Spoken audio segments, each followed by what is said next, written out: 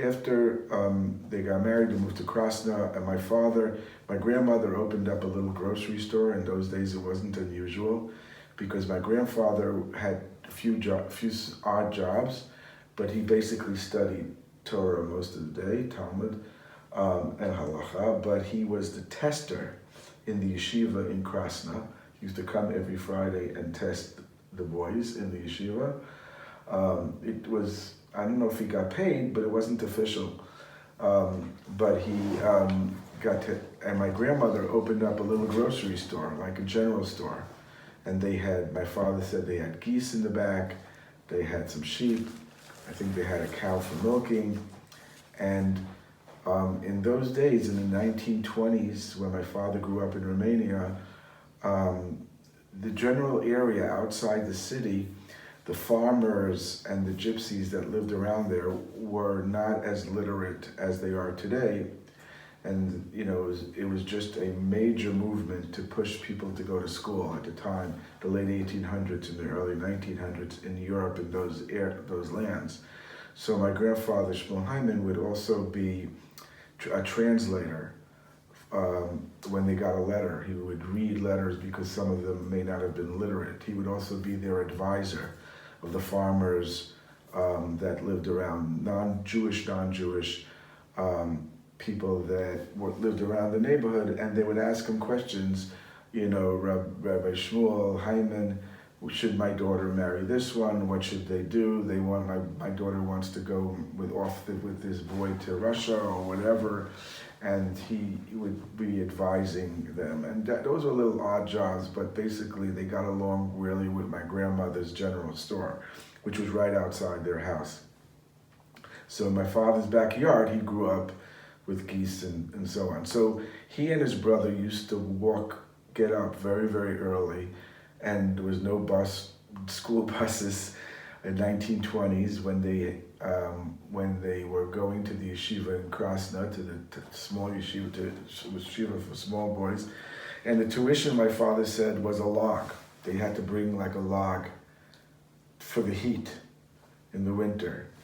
And my grandfather would wake them up very, very early and would say in Yiddish, Hebrew, get up, in Yiddish, shtayov, get up and do the service to God. And they would go to yeshiva very early when it was dark in the snow. They traveled about 2 miles to get from their home to where the yeshiva was in the center of the village center of the town. It was a town of about 10,000 people and about 400 families, Jewish families, about 400 Jewish families was in that town and the surrounding areas in Krasna. And my father grew up, and he grew up there, and then he went to, when he was older, 14, 15 years old, he went to yeshiva in Dej, where my grandfather grew up, Shmuel Hyman. And there was a larger yeshiva in Krasna there. And it was interesting that my father, who went to yeshiva, then this is probably going into the 1930s already, the early 1930s, because he must have been bar mitzvah.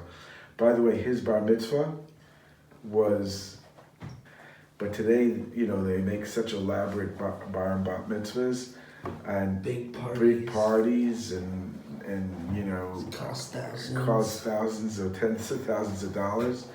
And my father's bar mitzvah was the Monday of his Hebrew birthday, and he got aliyahs, and he got the last aliyah, but not like today where they read the whole Torah or bar mitzvah, boys and girls, or bar mitzvahs.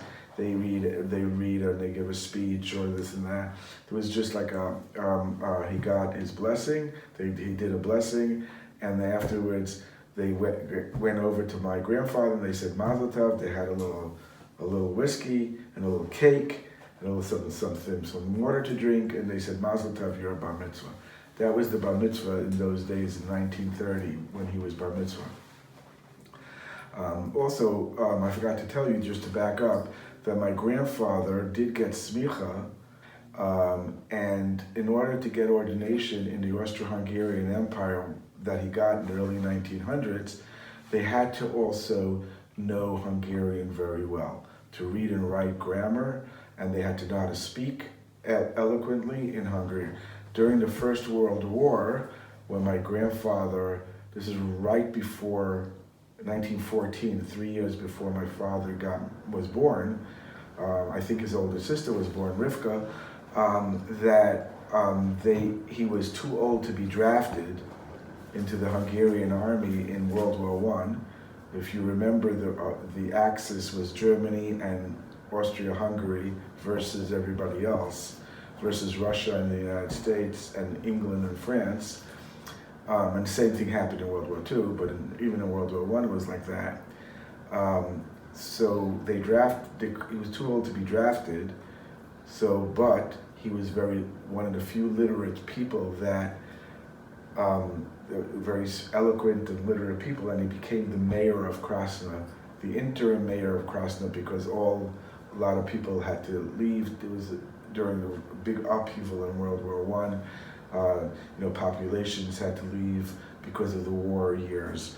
But in Krasna, there was not.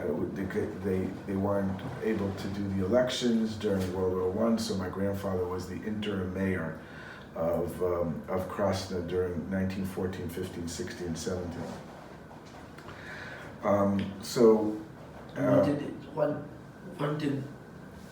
How old was he compared to Shmuel Hyman? He must have been then approximately. I